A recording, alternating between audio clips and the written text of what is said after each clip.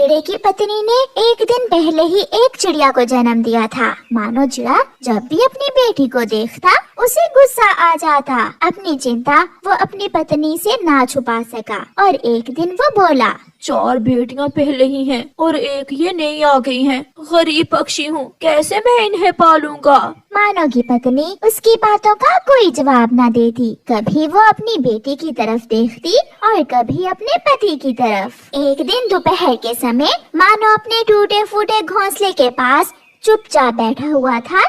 तभी वहाँ पर एक कौवा आता है जिसका नाम कालू कौवा था। क्या तुम्हारे यहाँ किसी चिड़िया का जन्म हुआ है? कौवे की बात सुनकर मानो उसे घूर घूर कर देखने लगता है। हाँ, कुछ दिन पहले मेरी पत्नी ने एक चिड़िया को जन्म दिया है, मगर आपको कैसे पता है? ये बात छुपी रहने वाली थोड़ी है। क्या तुम मुझे वो चिड़िया दे सकते हो? मेरे पास कोई बेटी नहीं है, मैं कोई बच्चा गोद लेना चाहता हूँ। मानो उसे गौर से देखने लगा और बोला, साहिब, मैं बहुत गरीब हूँ, किसी तरह अपने परिवार की 2 टाइम की रोटी कमाता हूँ। जब से वो बेटी पैदा हुई है मैं तो बहुत परेशान हूँ। आप उसे ले जाएं, वो अपनी जिंदगी में कामयाब हो जाएगी। मैं तो उसे दाना भी नहीं दे सकता। फिर मानो ने अपनी बेटी कालू कौवे को दे दी। कालू कौवे ने उस बच्चे को अपने साथ लिया और वहाँ से चला गया। रास्ते में एक नदी थी। कालू कौवा नदी किनारे जा खड़ा हुआ। बेटी, आज से तुम मेरी बेटी हो। मैं इसी नदी से मछलियाँ पकड़ता हूँ। आज से तुम भी मछलियाँ पकड़ने में मेरी मदद किया करोगी। आप बहुत अच्छे हैं जो आपने मुझे इतना प्यार दिया। मेरे पिता तो मुझे मार ही देते। फिर कालू कौवा और उसकी गोद ली हुई बेटी मछलियाँ पकड़ते हैं। शाम को कालू कौवा अपनी गोद ली हुई बेटी को घर ले जाता है। पापा, क्या घर में माँ नहीं है? ये सुनकर कालू कौवा रोने लग जाता है। नहीं बेटी, आपकी माँ पिछले साल मर गई थी। उस दिन से मैं ही घर के सारे काम करता हूँ। ऐसे ही दिन गुजरते गए और चिड़िया बड़ी होती गई। कालू ने अपनी गोद ली हुई बेटी का नाम स्वीटी रखा था। अब तो स्वीटी अपने पिता के साथ मछलियाँ पकड़ने भी जाती और घर के सारे काम भी करवाती।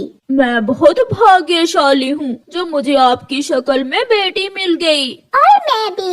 आप मुझे सगे बाप की तरह प्यार करती हैं। एक दिन स्वीटी अपने पिता के साथ मछलियाँ पकड़ रही थी कि उसके जाल में एक पुराना संदूक आ जाता है। कौवा और उसकी बेटी वो संदूक घर ले जाते हैं। उस संदूक में ढेर सारा सोना चांदी था। बेटी, आपने तो मेरी किस्मत ही बदल दी। हम दोनों बहुत अमीर बन गए। पापा जी, अगर आपको बुरा न लगे तो मैं इस खजाने में से कुछ माल अपने माता पिता को देना चाहती हूँ। मुझे कोई एतराज नहीं है बेटी, जैसी तुम्हारी इच्छा।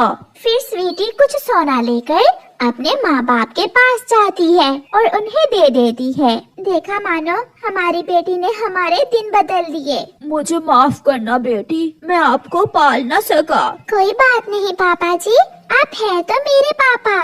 बेटी, अब तो हम अमीर हो गए हैं, आप इसी घर में रह लें हमारे साथ। नहीं पिताजी, मैं अपने कौवे पापा को नहीं छोड़ सकती। ऐसा कहते हुए स्वीटी वापस अपने पिता के पास चली जाती। चिड़िया और कौवा पानी पीकर नदी पर बैठे हुए थे। कौवे भैया, इस साल जब बरसात का मौसम आएगा तो हम सब मिलकर फिर से खिचड़ी बनाएंगे। खिचड़ी? मुझे तो खिचड़ी बहुत स्वादिष्ट लगती है।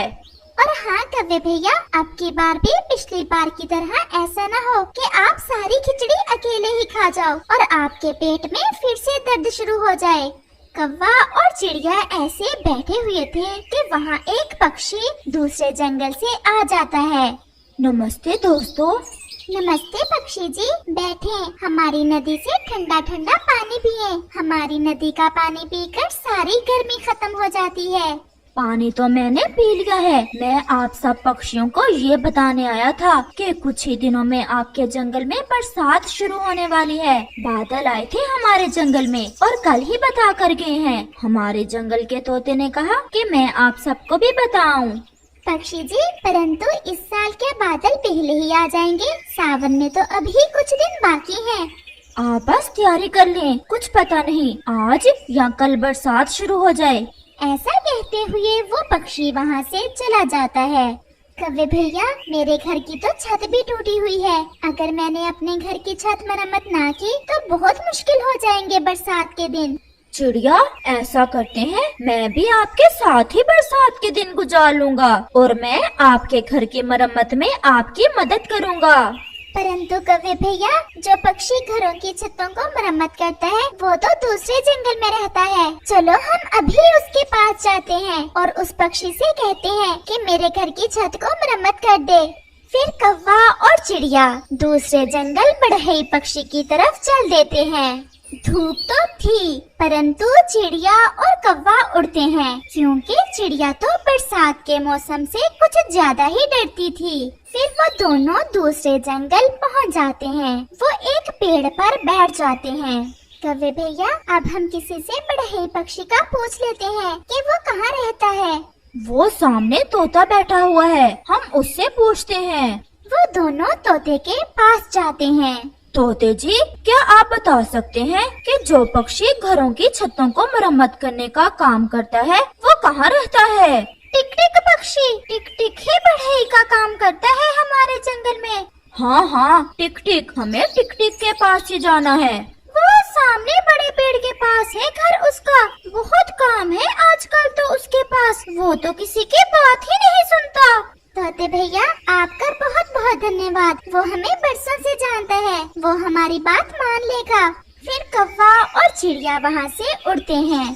चिड़िया, अब तो बरसात भी आने ही वाली है, मेरे पास तो पहले ही बहुत काम है, मैं आपके साथ नहीं जा सकता। टिक टिक भैया, हम आपके पुराने ग्राहक हैं। अगर आप हमारा घर मरम्मत नहीं करेंगे तो हम कहाँ जाएंगे? तो फिर पहले मुझे मिठाई ला कर दो। जो पक्षी मुझे मिठाइयाँ ला कर देता है, इस बार तो मैं उसी के घर की मरम्मत करता हूँ। मिठाई मिलेगी कहाँ से? जंगल के बाहर हलवाई की दुकान से। और कहाँ से मिलेगी मिठाई?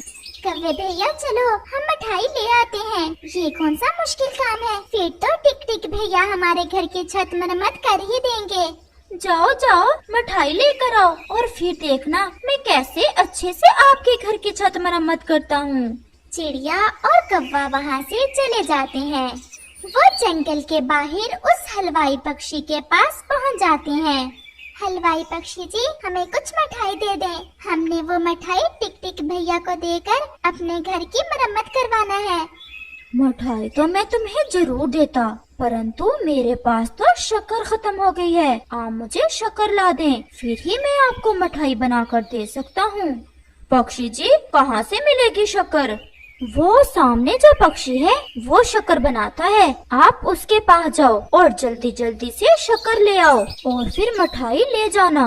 फिर चिड़िया और कौवा दूसरे पक्षी के पास जाते हैं। वहाँ तो एक बूढ़ी चील बैठी हुई थी। क्या शक्कर लेने आए हो आप? चिड़िया और कौवा तो ऐसे खुश होते हैं जैसे वो चील तो उन्हें शक्कर देने ही वाली है।